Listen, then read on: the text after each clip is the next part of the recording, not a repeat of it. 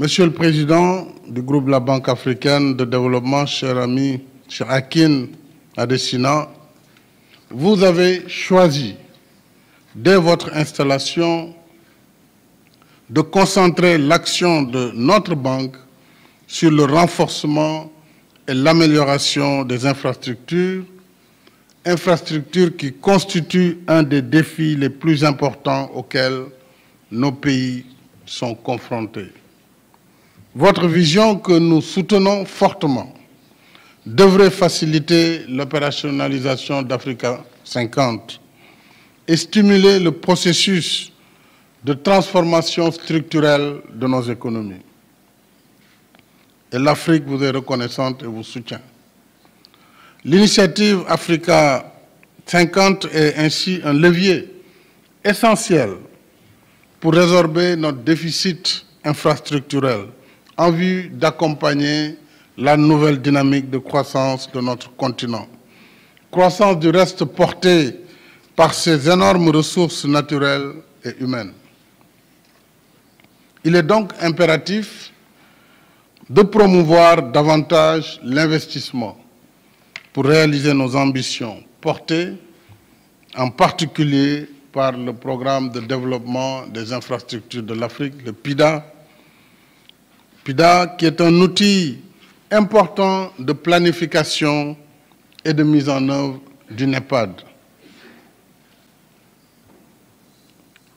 Nous avons, à travers le PIDA, des projets qui nécessitent la mobilisation d'environ 130 milliards de dollars par an, vous l'avez rappelé. Il convient donc d'agir vite pour atteindre nos objectifs en mettant l'accent sur la réalisation de programmes d'action prioritaires,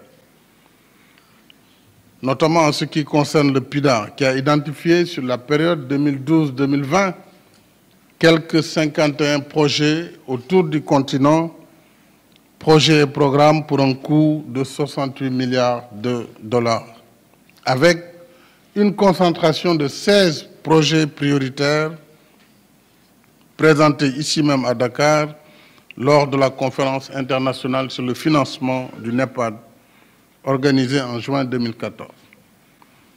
Le renforcement des partenariats avec le secteur privé, vous l'avez dit, permettra de combler les besoins en investissement massif que ni les budgets nationaux, ni l'aide publique ne peuvent à eux seuls satisfaire.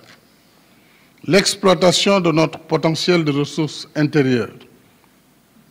Et sur ce point, je voudrais souligner que le Sénégal consacre près de 64% des ressources prévues dans le programme triennal d'investissement, soit plus de 3 021 milliards de francs CFA, je ne sais pas c'est combien en dollars, c'est peut-être 6 milliards de dollars à peu près.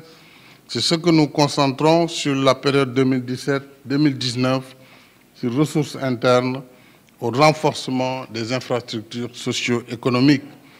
Et ceci en vue de favoriser la transformation économique conformément aux orientations stratégiques du plan Sénégal émergent. Et cet effort doit être fait par l'ensemble des pays africains. C'est aussi l'occasion de dire que nous devons accompagner et soutenir Africa 50.